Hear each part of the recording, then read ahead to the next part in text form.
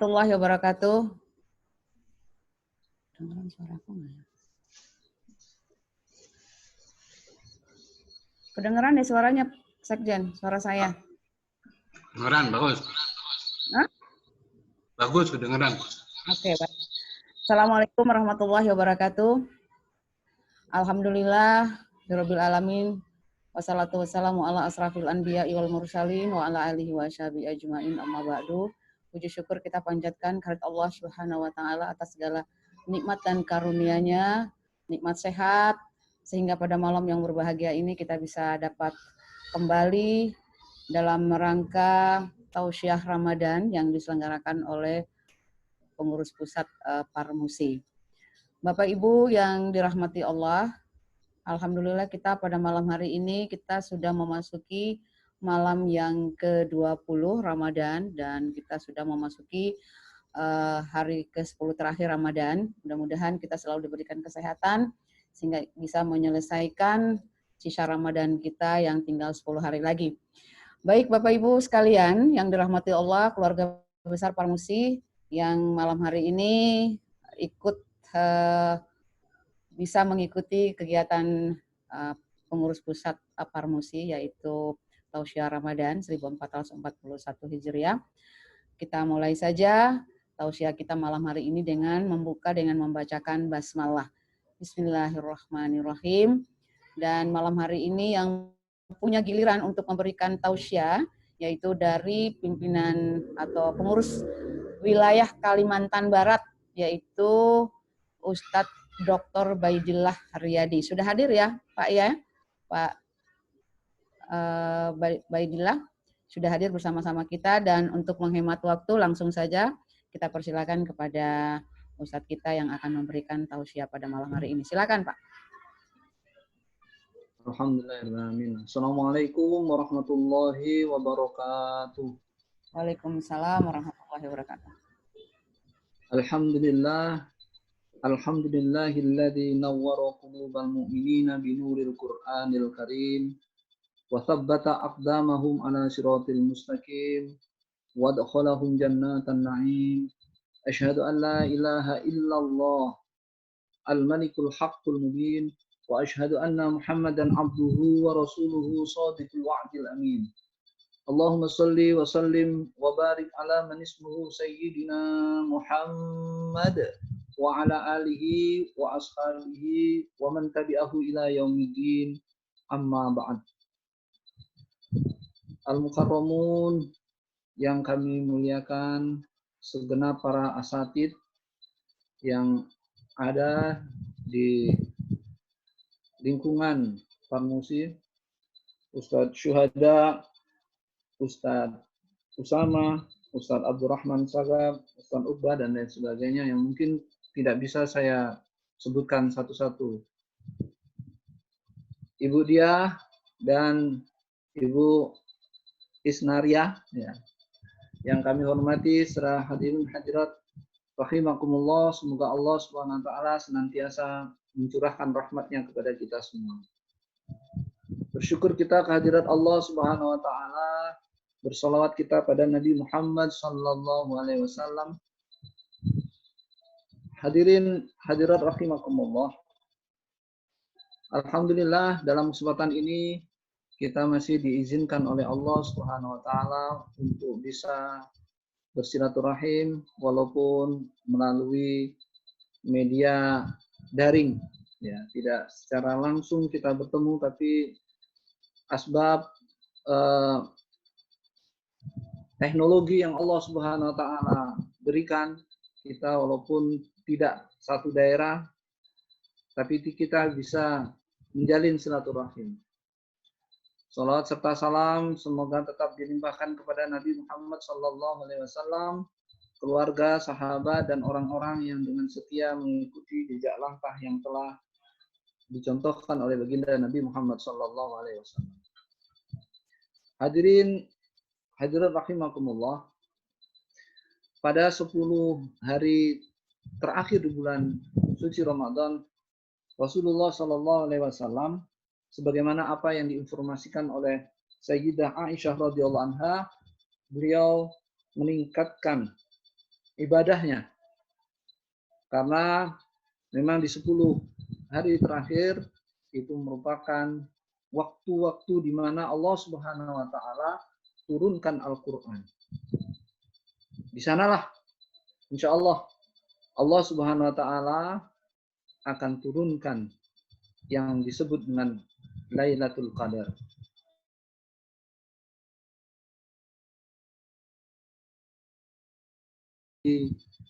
Terakhir di bulan suci Ramadan. Bukan sebagaimana biasa kita peringati pada tanggal 17 Ramadan. Jadi dalam hal ini Al-Quran diturunkan oleh Allah Subhanahu wa taala itu melalui 2 tahapan.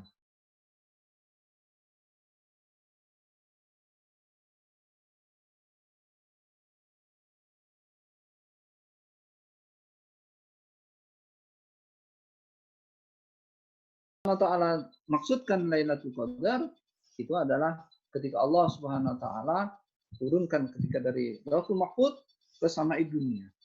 Nah, itulah yang rahasia Allah Subhanahu wa taala sehingga kita tidak tahu secara pasti kapan itu turunnya Lailatul Qadar.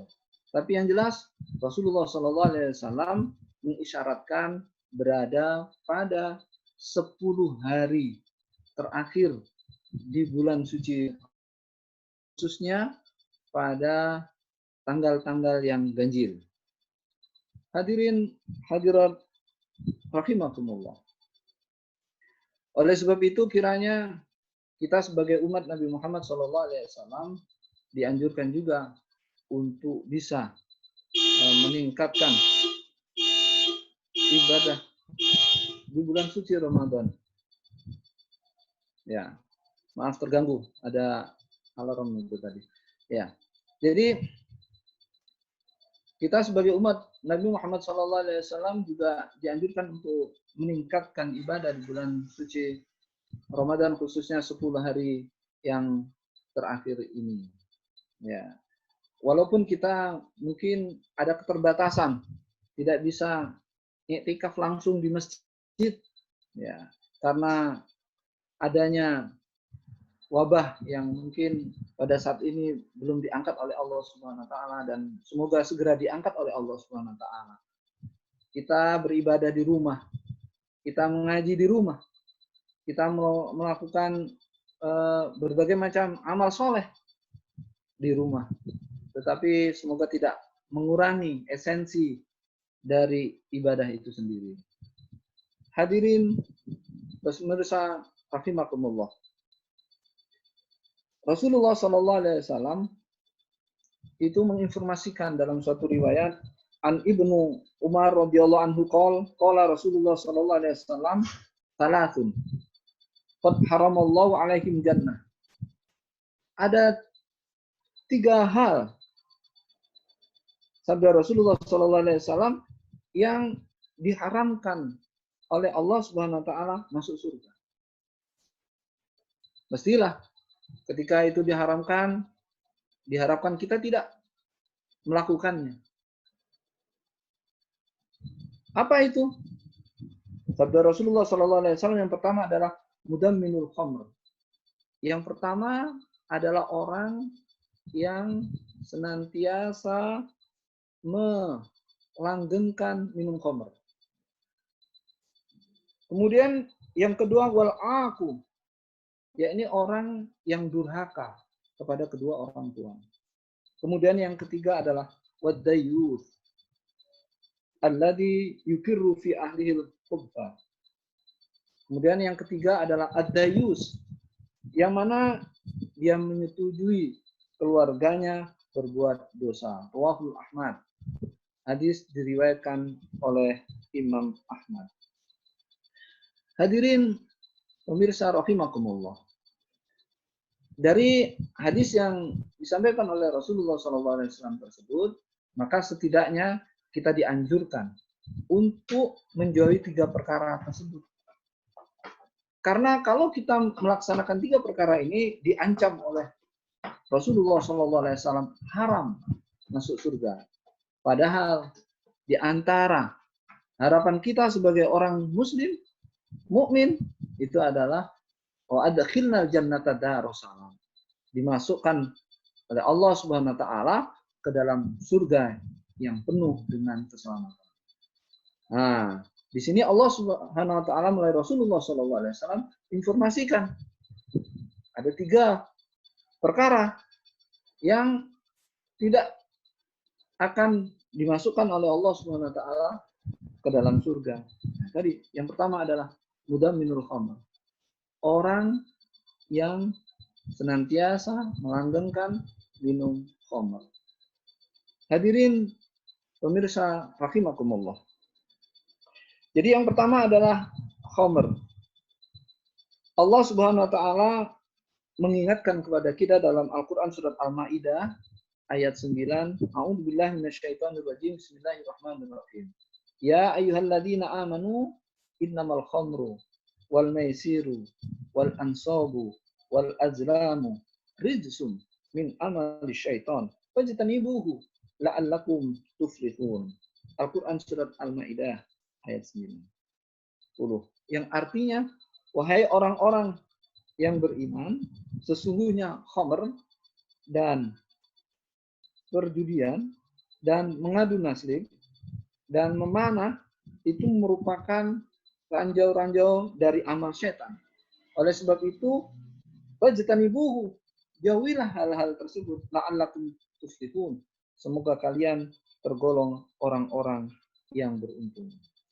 Dari ayat tersebut jelas Allah Subhanahu wa taala golongkan khamr sebagai salah satu di antara ranjau-ranjau amal setan yang kita dianjurkan untuk menjauhinya.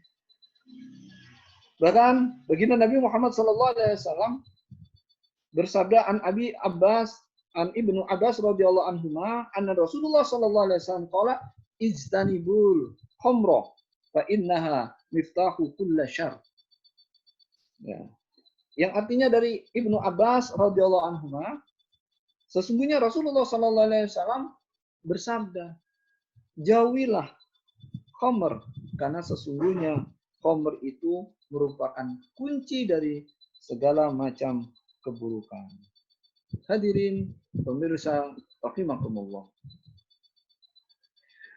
Dari hadis tersebut mungkin kiranya dapat kita ambil pelajaran kisah Barseso yang dikutip dalam kitab Mukhtasar Tadhkirah Al-Qurtubi yang ditulis oleh Syekh Abdul Wahab Asy-Sya'rani.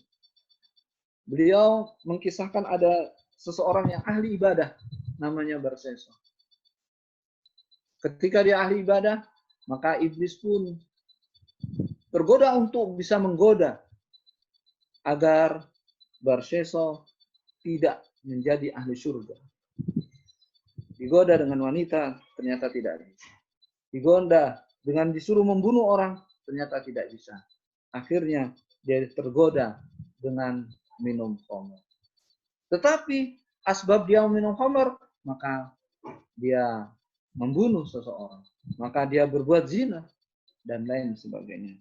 Oleh sebab itu sangat bahaya khamr tersebut. Ya. Khamr itu adalah sesuatu yang menghilangkan akal sehat. Dan mestinya yang menghilangkan akal sehat itu banyak macamnya. Di antaranya juga narkoba, narkotika, dan obat-obat terlarang. Itu karena mempunyai ilat yang sama dengan khamr, maka dia juga tergolong dengan khamr. Karena itu semua dapat menghilangkan akal yang sehat. Na'udzubillah. Cuma na'udzubillah min dzalik. Hadirin pemirsa, hadirin hadirat pemirsa rahimakumullah. Adapun peringatan Rasulullah sallallahu alaihi wasallam yang kedua, mereka yang melakukannya akan diharamkan masuk surga adalah wal-aq atau wal-uququl walidain. Mereka yang durhaka kepada kedua orang tua. Hadirin pemirsa, hadirin hadirat pemirsa rahimakumullah. Kita dianjurkan untuk senantiasa berbakti, berbuat baik kepada kedua orang tua kita. Allah Subhanahu wa taala berfirman dalam Al-Qur'an surat Al-Isra ayat 23, A'udzubillahi minasyaitonirrajim. Bismillahirrahmanirrahim. Wa qada rabbuka alla ta'budu illa iyyahu wa bil walidaini ihsana. Imma yablughanna 'indakal kibara ahaduhuma aw kilahuma fala taqul lahumu uffin wa la tanharhuma wa qul lahumu qawlan karima. Allah Tuhanmu itu telah menentukan agar kalian tidak menyembah kecuali hanya kepada Allah Subhanahu wa taala. Wabil walidaini ihsana, dan kepada kedua orang tua kita dianjurkan untuk senantiasa berbuat baik. Imma yablughanna indakal kibaru ahaduhuma aw kilahuma fala taqul lahumu uffin. Apabila keduanya telah memasuki masa tua atau salah satu di antara keduanya, maka janganlah engkau katakan dengan kata-kata fala taqul lahumu uffin wala tanharhuma, dan janganlah engkau bentak keduanya, wa qul lahumu qaulan karima, dan katakanlah kepada keduanya dengan perkataan yang memuliakan. Hadirin jamaah pemirsa rahimakumullah. Baginda Nabi Muhammad SAW juga menginformasikan kepada kita semua. An Ibnu Abbas, an Ibnu Mas'ud, annahu sa'ala Nabi SAW. Pada suatu saat Ibnu Mas'ud bertanya kepada Nabi Muhammad SAW, ayu amil ahabbu ilallah, amal apa yang paling dicintai oleh Allah Subhanahu wa taala? Qala, kemudian Rasulullah SAW menjawab, as-salatu ala waqtiha. Amal yang paling dicintai oleh Allah Subhanahu wa taala adalah salat pada waktunya. Qultu tsumma ayun. Kemudian Ibnu Mas'ud menanyakan lagi, kemudian apa wahai Rasulullah? Tsumma birru walidain. Berbuat baik kepada kedua orang tua. Qultu tsumma ayun. Kemudian Ibnu Mas'ud tanya lagi, setelah itu apa? Qala al-jihadu fi sabilillah. Jihad di jalan Allah. Rawahu Bukhari wa Muslim. Hadis diriwayatkan oleh Imam Bukhari dan Imam Muslim. Hadirin jamaah pemirsa rahimakumullah. Jadi posisi birrul walidain itu ditempatkan oleh Allah Subhanahu wa taala setelah kita dianjurkan menyembah kepada Allah Subhanahu wa taala. Setelah kita beribadah kepada Allah Subhanahu wa taala. Apabila kedua orang tua kita memerintahkan kita sesuatu yang maksiat kepada Allah, maka kita tidak diwajibkan untuk mengikuti perintah tersebut, tapi kita tetap dianjurkan untuk memuliakan keduanya walaupun tidak ditaati perintahnya, karena la ta'ata li maksiatil khaliq, tidak ada ketaatan untuk berbuat maksiat kepada sang khaliq. Hadirin hadirat pemirsa rahimakumullah. Nah, adapun perkara yang ketiga yang mengharamkan diri itu adalah ad-dayus. Apa itu dayus? Dayus itu adalah orang yang setuju terhadap keluarganya, saudaranya berbuat dosa. Hadirin pemirsa rahimakumullah. Jadi orang yang dayus, dia tidak punya rasa cemburu terhadap keluarganya, terhadap saudara-saudaranya, terhadap siapa-siapa yang berada di bawah tanggung jawabnya. Padahal sifat cemburu itu merupakan sifat yang dimiliki oleh Allah Subhanahu wa taala, dan mestinya kita itu cemburu.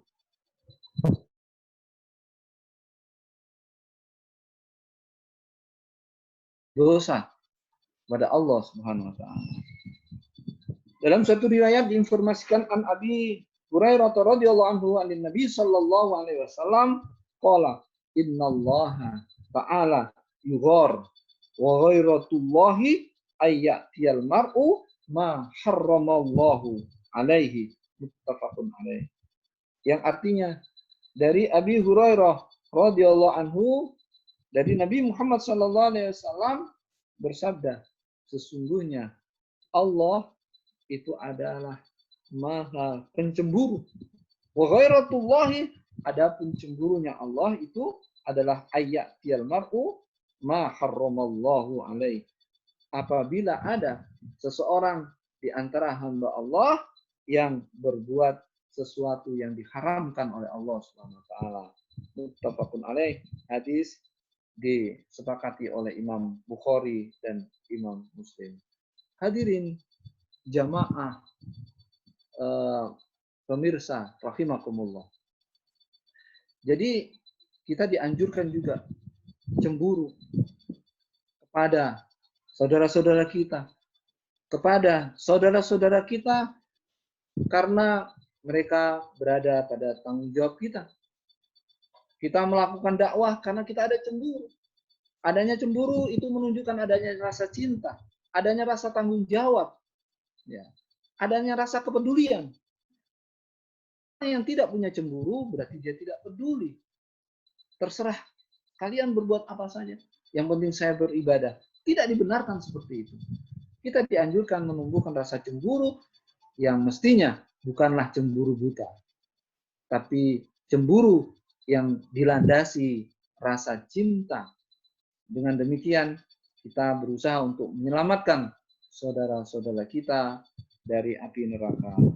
Hadirin pemirsa rahimakumullah.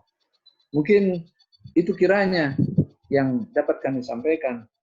Semoga Allah Subhanahu wa taala senantiasa membimbing kita pada siratal mustaqim, jalan yang lurus, jalan yang diridhoi oleh Allah Subhanahu wa taala, sehingga kita diridhoi oleh Allah Subhanahu wa taala masuk surga dalam keadaan selamat. Allahumma antas salam wa minkas salam wa ilaika ya'udus salam fahayyina rabbana bis salam wa adkhilna jannata darussalam. Ya Allah, Allahumma antas salam, engkaulah yang dapat memberikan keselamatan. Wa minkas salam, dan keselamatan itu dari engkaulah. Wa ilaika ya'udus salam, dan keselamatan itu akan kembali kepadamu. Fahayyina rabbana bisalam, ya Allah, hidupkanlah kami dalam keadaan selamat. Wa adkhilna jannata darussalam, dan masukkanlah kami ke surga yang penuh dengan keselamatan. Hadirin, hadirat, pemirsa rahimakumullah, mungkin ini kiranya yang dapat kami sampaikan. Apabila ada kesalahan semata-mata dari saya pribadi, dan apabila ada kebenaran semata-mata dari Allah Subhanahu wa taala. Wabillahi taufiq wal hidayah, waridho wal inayah, wal afu minkum. Wassalamualaikum warahmatullahi wabarakatuh. Waalaikumsalam warahmatullahi wabarakatuh. Terima kasih Ustadz Dr. Baidillah Riyadi dari pengurus pusat wilayah Kalimantan Barat ya Pak ya. Terima kasih atas tausiahnya pada malam hari ini, luar biasa. Dan tentunya 10 hari terakhir Ramadan ini apa saja yang kita harus lakukan untuk mendapatkan kado yang luar biasa dari Allah, yaitu apa yang sudah dijanjikan oleh Allah kalau kita kencangkan ikat pinggang kita ya. Tapi Ustadz, ini kan karena apa, sebaiknya kita di 10 hari terakhir ini kan kita sebaiknya di masjid ya untuk iktikaf. Tapi dengan keadaan sekarang ini tentunya kita beriktikafnya di rumah begitu ya. Nah, kalau di rumah ini apa saja yang harus kita lakukan nih Ustadz? Sebelum mungkin teman-teman yang lain juga ingin berdiskusi dengan Ustadz, monggo silakan Pak.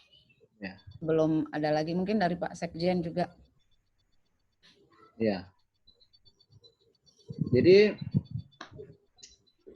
masjid itu berasal dari kata sajadah. Sajadah itu artinya sujud. Masjid artinya tempat untuk sujud. Ya.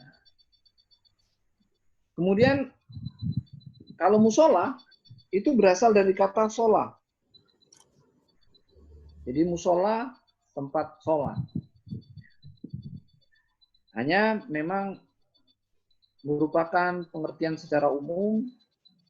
Kalau disepakati kalau masjid itu adalah berada pada tanah wakaf yang difungsikan secara luas oleh umat Islam. Nah, sementara biasanya kalau musola itu lingkupnya lebih kecil dan bahkan mungkin setiap rumah kaum muslimin mungkin ada musolanya, tempat sholat. Ya. Walaupun baginda Nabi Muhammad SAW contohkan itu iktikaf di masjid, tetapi karena situasi dan kondisi yang mungkin saat ini kita rasakan, mungkin bisa kita laksanakan di rumah. Bukan berarti kita mengingkari apa yang dicontohkan oleh Rasulullah SAW, tidak. Tetapi kita tetap niat itba mengikuti sunnah Rasulullah SAW, walaupun mungkin tempatnya tidak di masjid, tapi di musola, di rumah kita, karena mungkin itu lebih terjaga. Ya, kita berharap mendapatkan takdir dari Allah yang lebih baik daripada takdir yang kurang baik. Ya. Ini merupakan ikhtiar kita, apalagi MUI juga sudah memberikan fatwa. Nah, insya Allah tidak mengurangi kualitas amal soleh kita apabila kita juga lakukan di rumah. Dan ini juga bukan berarti bahwa mereka yang lakukan di masjid itu tidak afdol, bukan seperti itu, gitu ya. Jadi saya pikir niat kita untuk mengikuti itba Rasulullah SAW itu sangat menentukan kualitas ibadah kita, keikhlasan kita dalam beribadah. Nah, jadi kalau walaupun di rumah kita jadikan rumah kita itu sebagaimana masjid, kita tadarus, kita berzikir, kita i'tikaf di musola dan lain sebagainya, insya Allah tidak mengurangi kualitas ketika dibanding dengan di masjid, karena situasi dan kondisi yang mungkin dapat dikatakan darurat, ya, dapat dikatakan darurat. Mungkin itu kiranya menurut saya, mungkin mohon maaf para guru-guru, para asatid yang lain, apabila ada yang kurang benar mohon diluruskan, gitu ya. Terima kasih. Selalu merendah ya. Ya baik, Bapak Ibu yang dirahmati Allah, keluarga besar Parmosi yang masih terus mengikuti tausiah kita pada malam hari ini. Terima kasih sekali lagi Pak Ustadz. Dan teman-teman yang lain yang ingin berdiskusi, monggo. Silakan. Tuh Mbak Reni tuh udah siap. Silakan Mbak Reni. Mbak Reni.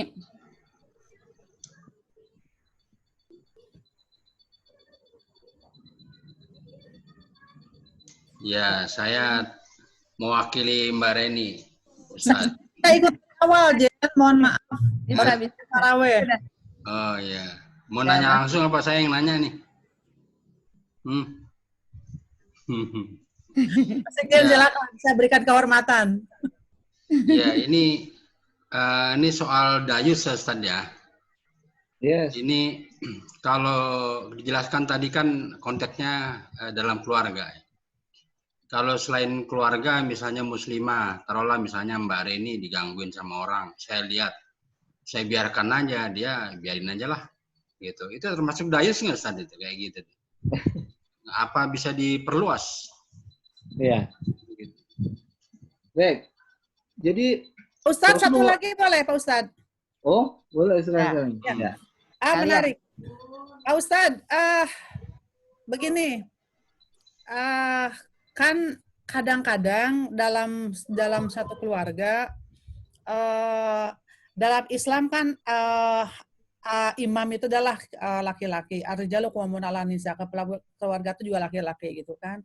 Tapi ada kalanya perempuan, bagaimana hukum seorang istri yang selalu mengintervensi, mempengaruhi, mengganggu dan melampaui gitu ya suami dalam hal memimpin, mengambil kebijakan gitu ya. Contoh misalkan dia mempengaruhi suaminya untuk kemudian menyimpang, atau misalkan pokoknya bahasanya gimana ya? Pokoknya istrinya lebih berkuasa. Istrinya lebih punya powernya lebih. Bukan mempengaruhi. istiqomah ya, bukan ikatan suami takut istri kalau di rumah, bukan ya gitu. Dan itu mah semua suami juga bukan takut sebetulnya, tapi ya ini tapi karena menghormati gitu ya. Tapi ya ini kan banyak bukan banyak, ada. Itu bagaimana hukumnya Pak Ustadz? Ya, baik. Alhamdulillah ada dua hal mungkin yang perlu saya ikut berpendapat gitu ya. Yang pertama berkaitan dengan masalah ad-dayus tadi, ya. Dalam satu riwayat Rasulullah SAW menginformasikan, "Idza ra'aitumul munkara falyughayyir." Ya. Apabila engkau melihat sesuatu kemungkaran, falyughayyir. Ya. Bilyadi, dengan kekuasaan. Apabila tidak mampu, kemudian fabilisan, maka dengan lisan. Kita rubah kemungkaran itu dengan lisan kita. Tapi kalau tidak mampu juga, fabiqalbi, maka kita rubah kemungkaran itu dengan hati kita. Ya. Adanya keinginan kita untuk merubah sesuatu yang mungkar menjadi sesuatu yang baik, itu merupakan bukti adanya kepedulian kita, adanya kecemburuan kita gitu, kepada saudara kita yang berbuat kemungkaran. Jangan sampai kemungkaran itu terjadi. Ya, sehingga kalau tadi ditanyakan apakah tidak bisa diperluas, ya jelas bisa. Karena pada dasarnya al-muslimu akul muslim. Sesama Muslim itu adalah bersaudara. Kita adalah keluarga besar. Sehingga ada kewajiban kita untuk menyelamatkan saudara kita. Jadi saudara bukan hanya saudara senasab, ya, bukan hanya saudara senasab. Ya. Walaupun ku anfusakum wa ahlikum naro, di situ jelas lebih dekat keluarga senasab. Tetapi tidak dibatasi hanya itu saja. Kalau menurut pemahaman saya bisa diperluas. Karena kalau merujuk pada hadis Nabi Muhammad SAW tadi, bahwasanya Allah Subhanahu Wa Taala itu adalah pencemburu. Pencemburunya Allah itu adalah ketika melihat seseorang berbuat sesuatu yang diharamkan oleh Allah. Nah, di sini itu menunjukkan bahwasanya kita juga dianjurkan sebagai tanggung jawab kita terhadap saudara-saudara kita untuk bisa merubah kemungkaran menjadi kebaikan. Ya, wallahu alam bishawab. Mungkin itu pendapat saya, jadi bisa diperluas walaupun secara lebih khusus itu keluarga senasab tadi.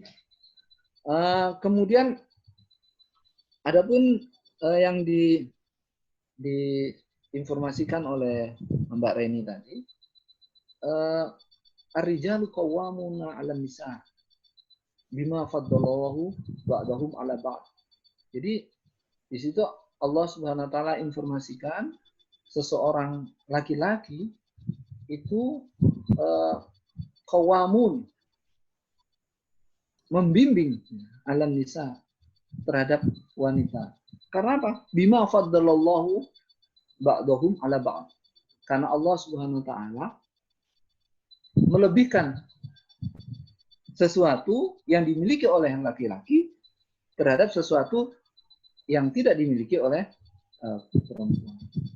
Tetapi kalau tadi diinformasikan ternyata yang lebih punya power, katakanlah seperti itu, dari sisi ibu, gitu ya. Mungkin suaminya adalah seorang yang mu'alaf, mungkin seperti itu boleh jadi, atau ya suaminya itu kurang ngerti tentang agama, sementara yang istrinya itu lebih banyak belajar tentang agama, dan sang suaminya itu belum bisa membimbing.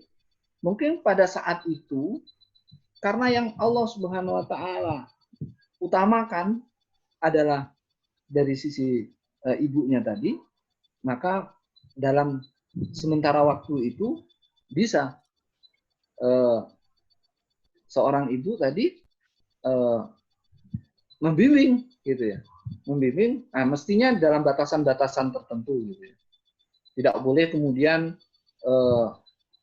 dalam sholat ibu menjadi imam, bapaknya jadi makmum, itu tidak boleh ya.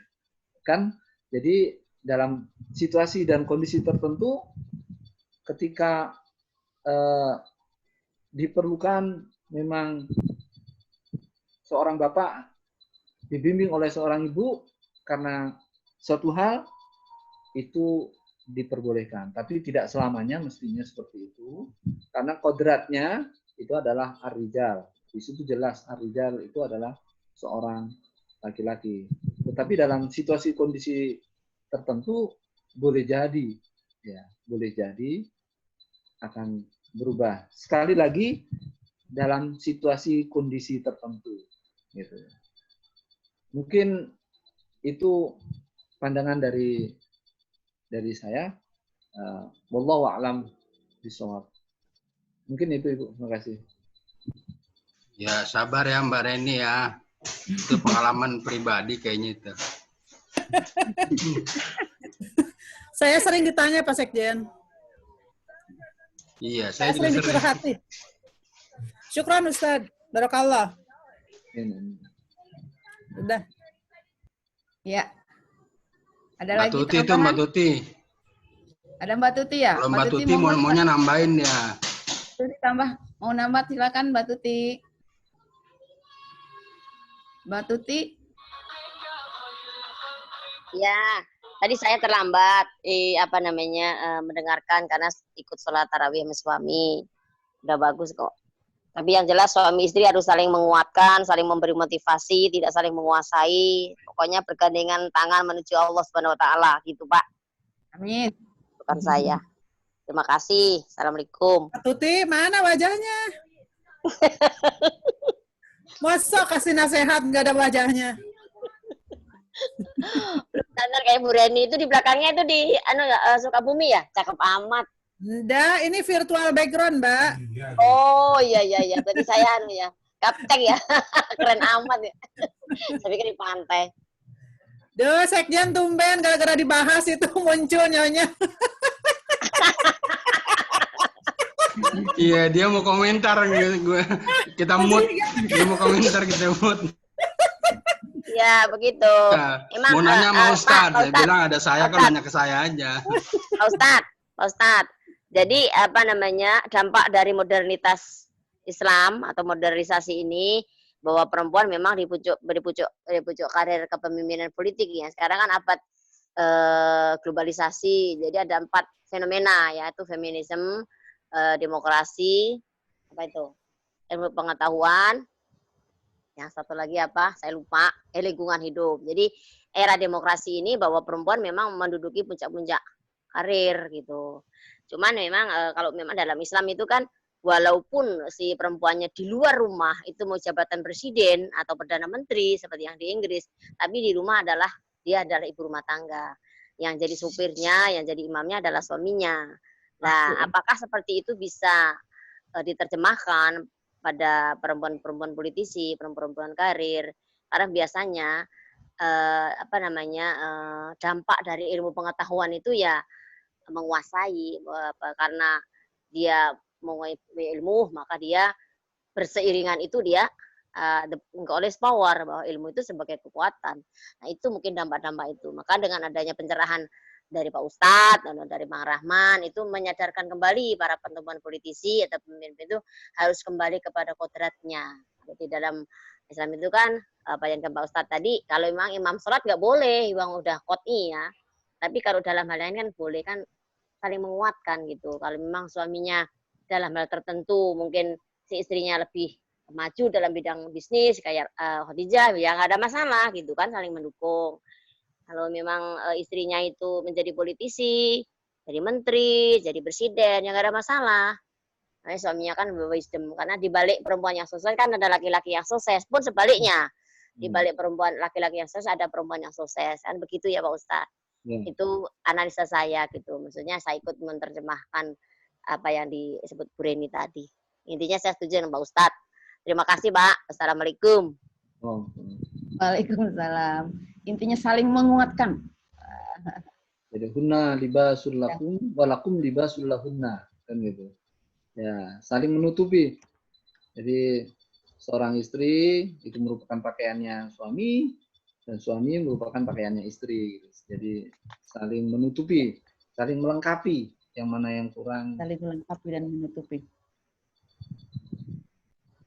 Insya Allah kalau muslimah di Parmusi, Pak Ustadz, insya Allah akan menjadi muslimah yang taat. Amin. Setinggi apapun jabatan, mereka akan tetap samina wa ta'na kepada suami. Karena sejatinya surganya seorang istri itu kan adalah suami, ridhonya suami.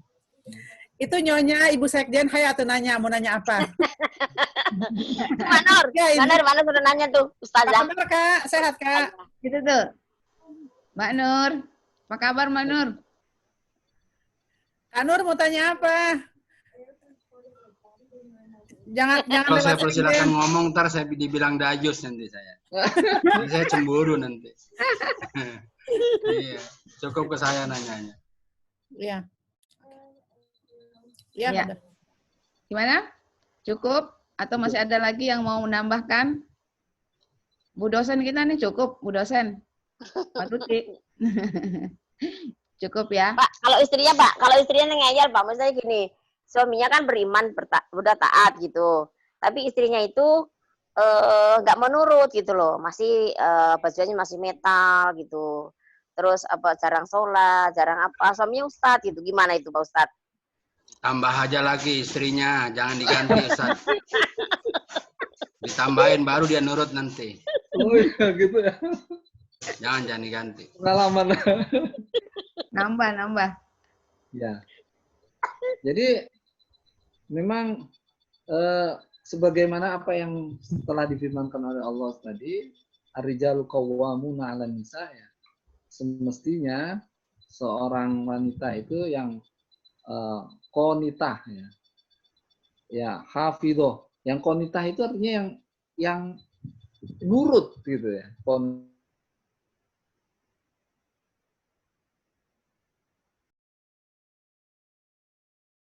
Jaga auratnya, itulah si antara ciri istri yang solihah. Kalau masih ngeyel, itu berarti masih pertanyakan kesolihannya.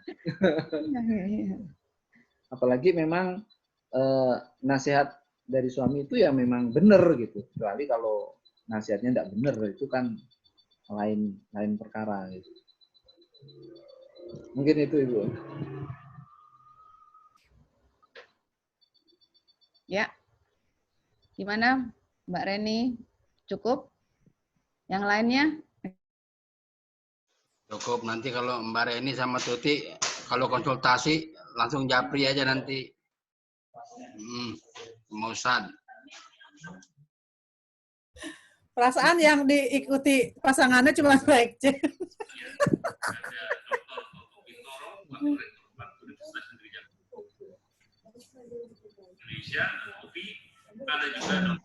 Ya, cukup Mbak Dia. Makasih Ustaz. Baik, terima kasih Pak Ustadz sudah berbagi sama kita semua pada malam hari ini dalam rangka Tausiah Ramadan yang diselenggarakan oleh pengurus pusat Parmusi. Bapak Ibu yang dirahmati Allah, keluarga besar Parmusi yang berbahagia, Terima kasih buat Pak Ustadz Baidillah Riyadi dari Kalimantan Barat. Terima kasih atas tausiahnya. Mudah meningkatkan kualitas ibadah kita di akhir Ramadan ini 10 hari terakhir. Insya Allah mudah-mudahan kita dikasih sehat. Dan kita akhiri tausiah kita pada malam hari ini dengan membaca kafatul majelis. Subhanakallahumma